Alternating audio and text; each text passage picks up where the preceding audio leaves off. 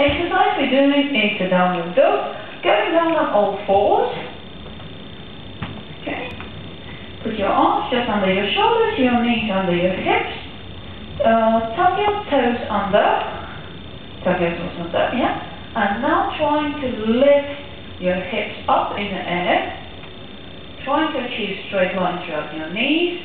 Trying to push your shoulders back as much as you can. Trying to achieve arch in your lower back. If possible, trying to push your heels into the floor as much as you can. Trying to drop your head down, pushing your hips more and more backwards. Lovely, yeah? And hold as long as on your menu. If you could try to straighten your back again a little bit more, that would be ideal. Okay, how are you feeling there? Okay, and slowly coming down and relax.